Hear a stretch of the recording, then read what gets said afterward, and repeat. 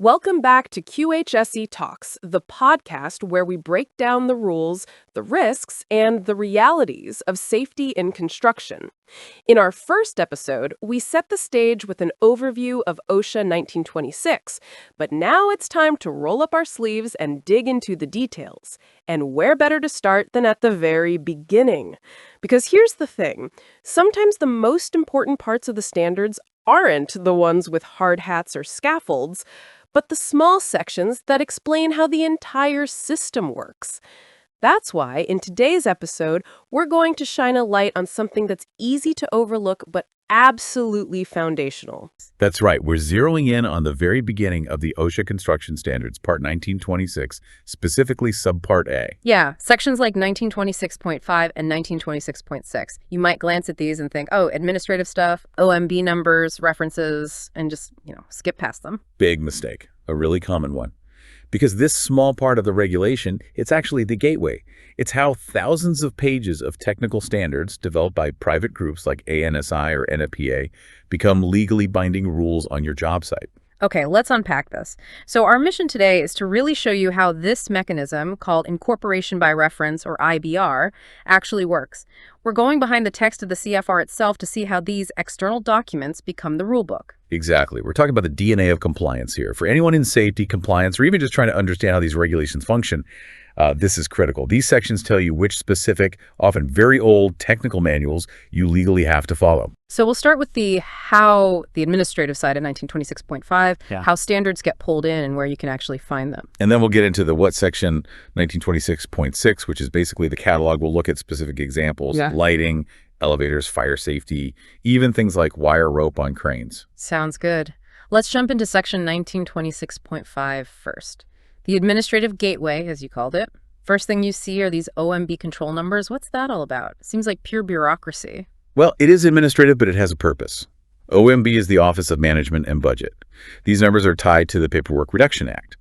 Essentially, the government needs to track how much paperwork, how much administrative burden its regulations impose on the public, including employers. So if a standard requires you to keep a record or file something or document training, that effort gets tracked. Precisely. It's about quantifying the administrative load. And if you look at the list associated with some numbers like 121800252 mentioned in the source, it covers a huge range. Like what? It tracks requirements for a whole slew of chemical exposure standards, from things like MDA in 1926.1112 all the way up through vinyl chloride and lead towards the end of that subpart. Wow. Okay. So if you, as the contractor, have to document your respirator fit testing for lead exposure under 1926.1144, that specific paperwork task is actually logged under this OMB system. Exactly. It connects the technical safety rule to a measurable administrative cost.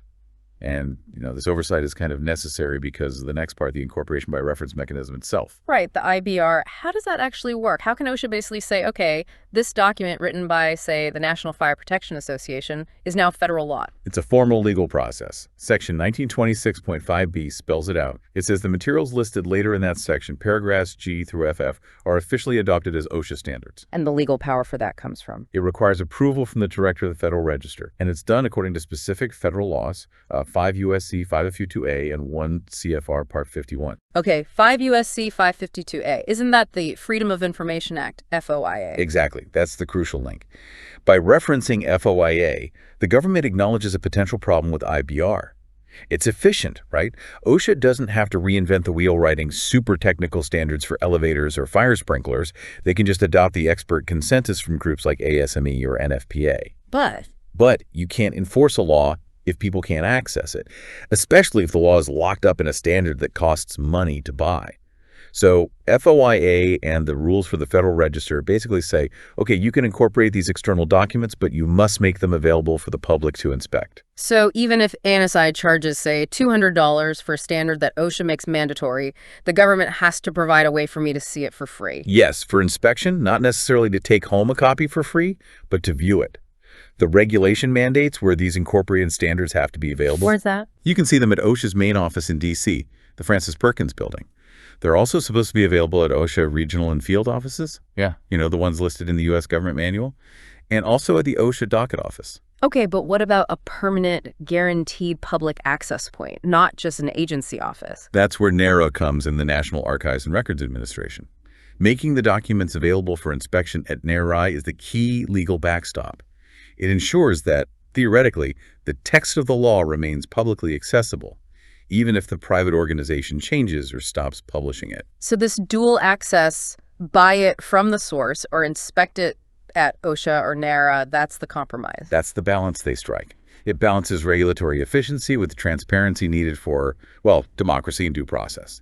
You have to be able to know what the law requires of you. But it definitely creates a challenge. The law isn't just in the CFR anymore. It's scattered across this library of private standards. Precisely. And that leads us right into section 1926.6. Right. Here's where it gets really interesting. We move from the how of IBR to the actual list, the specific rule books that are now mandatory. 1926.6 is that list. And it's quite a list. It immediately pulls in decades of specialized knowledge.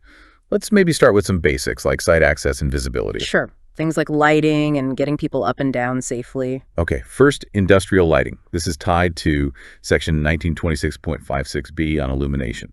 The standard OSHA adopted here is ANSI A11.1 1965 with a revision from 1970, Practice for Industrial Lighting. 1965, wow. So what does a standard like that actually say? It can't just be make sure it's bright enough, right? Oh no, it gets very specific. It uses foot candles as the unit of measurement. So for example, it might specify, say, 10-foot candles for an active work area like pouring concrete or detailed assembly work. Okay. But then for just general passage, maybe a storage area or a corridor, it might only require maybe 2 or 3-foot candles.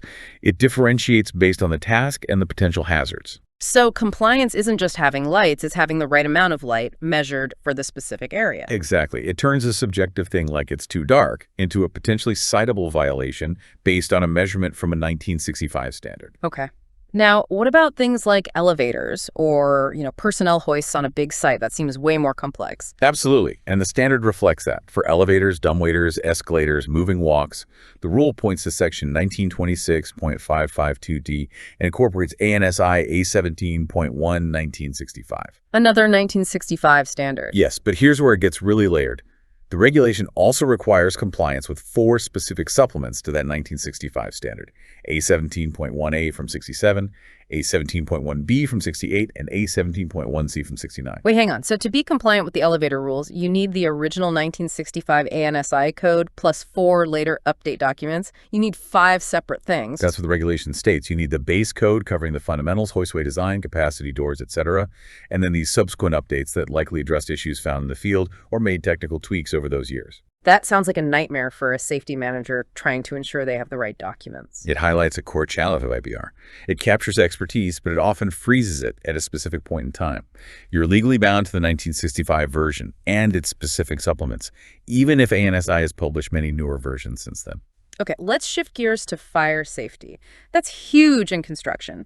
NFPA, the National Fire Protection Association, seems to dominate here in 1926.6. Definitely. Subpart F on fire protection relies heavily on incorporated NFPA standards. Let's start with the basics. Portable fire extinguishers. Like the red cans you see everywhere. Right. Section 1926.15C points to NFPA 10A 1970, which covers the maintenance and use of those extinguishers. So it's not just about having them, it's about making sure they're inspected, tested, and ready to use according to NFPA's 1970 guidance. Which would include things like how often to check the pressure gauge, when to do hydrostatic testing, making sure you have the right type A, B, or C for the hazard. All of that. It turns having an extinguisher into a managed safety program based on that NFPA document. What about built-in systems like sprinklers? For those, Section 1926.152D incorporates NFPA 13-1969, the standard for the installation of sprinkler systems. Again, a 1969 standard, but it's incredibly detailed. That's so. NFPA 13 dictates everything from pipe sizes, water flow calculations, how far apart sprinkler heads need to be, their orientation, making sure you have enough water pressure based on whether it's a light hazard area or ordinary or extra hazard. It's deep engineering. Okay. Now, handling flammable stuff, gasoline, solvents, paints, that happens constantly. What standard covers that? That's a huge one. Section 1926.152C incorporates NFPA 30-1969, the Flammable and Combustible Liquids Code. And this goes way beyond just be careful with fuel. How does NFPA 30 approach it? It starts with classification based on chemistry, specifically flash point and boiling point. It divides liquids into class 1, 2, and 3. What's the difference? Why does that matter on site? Class I liquids, like gasoline, are the most dangerous. Their flash point is below 100 degrees Fahrenheit, meaning they can easily give off enough vapor to ignite at normal temperatures. Class I is even broken down further, A, B, C, based on boiling point. Class 2 and 3 liquids, like diesel or kerosene, have higher flash points. They need more heat to become a fire hazard. So, because OSHA adopted NFPA 30 from 1969, the rules for how you store, say, diesel fuel are legally different from how you have to store paint thinner, based entirely on this chemical classification. Absolutely. NFPA 30 dictates storage requirements based on that class. Things like the construction of the storage tanks doesn't need to be steel. What about venting requirements to handle vapor safely? And critically, secondary containment like dikes around tanks. Containment. Yeah. The code specifies how big that containment area needs to be, often something like 110% of the volume of the largest tank inside the dike, sometimes accounting for the volume of other tanks too. This ensures that if a tank fails, the spill is contained. That level of engineering detail comes directly from incorporating NFPA 30. That's incredibly specific. Okay, what about the building itself? How do we know if a wall or a door will actually stop a fire for a certain amount of time? That involves structural fire resistance. There are two key NFPA standards here mentioned in relation to Section 1926.152b. First is NFPA 80-1970 for fire doors and windows. It covers how they should be installed and maintained. Okay. But the real foundation for fire ratings is NFPA 251-1969, Standard Methods of Fire Test of Building Construction and Material. This standard is fundamental. Why is NFPA 251 so important? Because it doesn't tell you how to build the wall. It tells you how to test the wall. It defines the standard fire. It specifies a precise time temperature curve, how hot a testing furnace must get, and how quickly over, say, 30 minutes, an hour, 2 hours.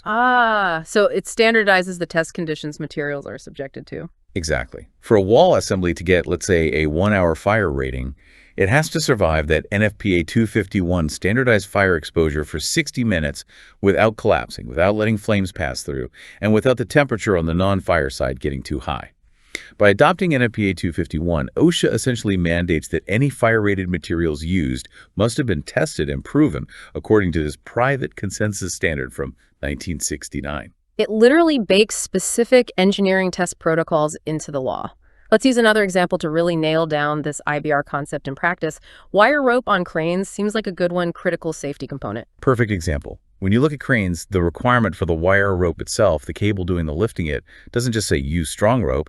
It specifically mandates compliance with ASME B30.5 2004, Section 5.1.7.1. ASME is the American Society of Mechanical Engineers. Okay, now that's interesting, a 2004 standard. So unlike the lighting and fire codes from the 60s and 70s, OSHA has updated the incorporated standard for something critical like crane ropes more recently. It shows the IBR process isn't entirely static. They can, and sometimes do, incorporate newer versions, especially for high-risk equipment.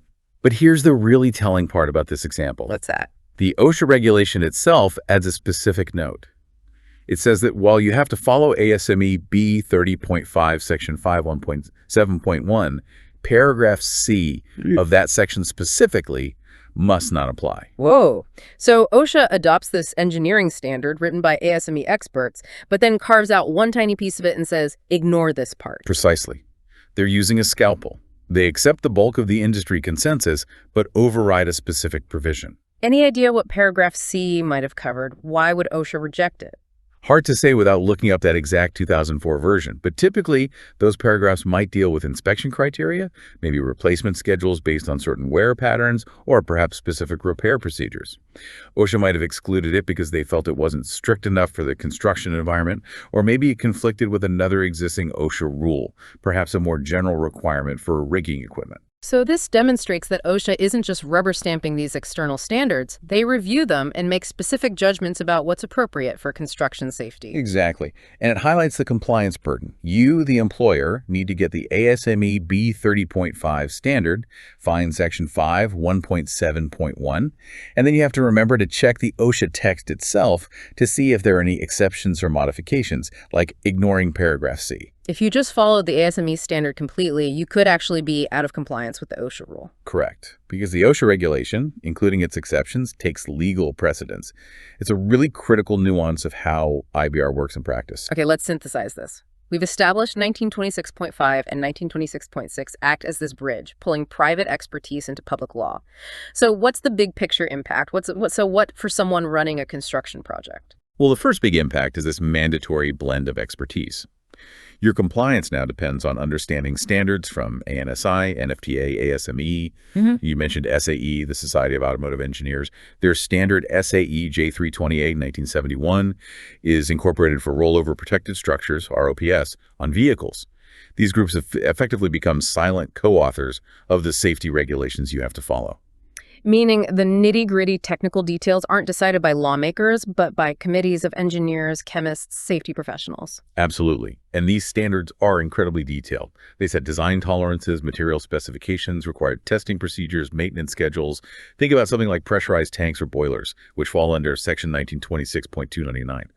Compliance there often hinges entirely on meeting the ASME boiler and pressure vessel code, a huge, complex set of documents, because ASME is essentially the recognized authority. So for the listener, the contractor, the safety manager, what's the practical pain point here? It's largely logistical and financial. You have to actually get these standards. You need the NFPA codes, the ANSI lighting and elevator documents, the ASME crane rules, and sometimes very specific ones, like the minimum breaking strength for wire rope used near energized lines, which 1926.951 B42 mandates based on a calculation effectively incorporating engineering principles. And often you need the specific old version that OSHA incorporated, right? Not necessarily the latest one from NFPA or ANSI. That's the other major headache.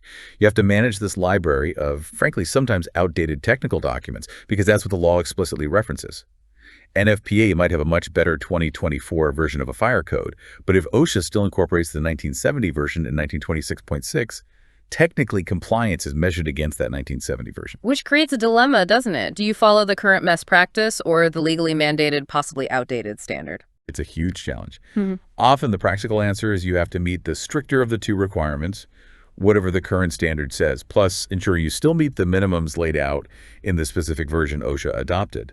It complicates things significantly. This seems to put a lot of weight on the shoulders of the competent person that OSHA talks about so much. Absolutely. This is where IBR hits the ground. A competent person has to identify hazards and have authority to correct them. But with IBR, that competence has to go way beyond just looking around. It often requires real knowledge of these underlying technical standards. Can you give an example? Maybe trenching safety. How does IBR, or the principle of referencing technical tables, play out there? Trenching is a perfect example. Even though the specific tables are now in appendices within the CFR itself rather than purely external documents, the principle holds. The competent person for an excavation first has to classify the soil type A, B, or C based on Appendix A of Subpart P. Which is basically an engineering assessment of the soil's stability, right? Exactly. It's based on cohesion, moisture, signs of previous disturbance. It's a technical judgment. And then, based on that classification, say they determine it's unstable type C soil, they have to consult the shoring tables in Appendix C. And those tables tell them? They dictate the required size, spacing, and type of protective system components, like the thickness of timber uprights, the spacing of cross braces, or the pressure rating for hydraulic shores based directly on the soil type and the depth of the trench.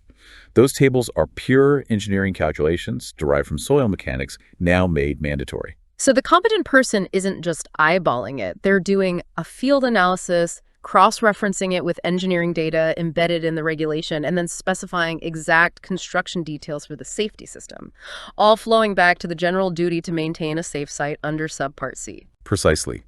IBR and the embedding of technical data transforms a general safety duty into highly specific, measurable technical requirements. If the shoring timbers are undersized according to those Appendix C tables, that's a direct violation rooted in established engineering principles that OSHA has adopted. Okay, we've covered a lot of ground, from OMB numbers to specific NFPA codes and ASME exceptions. We've seen how 1926.5 and 1926.6 really function as this critical plumbing, channeling vast amounts of detailed private sector technical knowledge into the public construction safety regulations. Making standards for everything from fire door ratings to elevator mechanics legally enforceable. It's complex, but arguably necessary for regulating modern construction hazards. It ensures that safety rules try to keep pace somewhat. with technical best practices defined by engineers and specialists, even if there's often a lag due to the specific versions incorporated. So what does this all mean for you, the listener, trying to keep your site safe and compliant? Well, it means safety compliance is incredibly detailed, requires continuous learning, and involves managing access to and understanding of these external standards. We talked about the difficulty finding these documents, paying for them, dealing with outdated versions. Which brings us to a final thought, maybe a provocative one. Considering this reliance on potentially expensive proprietary standards, often older versions, housed in various locations, does this system of incorporation by reference unintentionally create a higher barrier for smaller contractors? That's the question, isn't it? Does the sheer complexity and cost associated with accessing and understanding the full scope of the law, including all these incorporated documents, inadvertently disadvantage smaller businesses that might lack the resources of a large corporation with a dedicated compliance department? Could the cost of fully understanding the law in this IBR context become a practical obstacle to achieving universal compliance and safety? It's a tension inherent in using this mechanism. Efficiency versus accessibility and equity. Definitely something to think about. Indeed. Something for you to consider as you navigate the regulations on your next project, now knowing a bit more about where those detailed rules actually come from.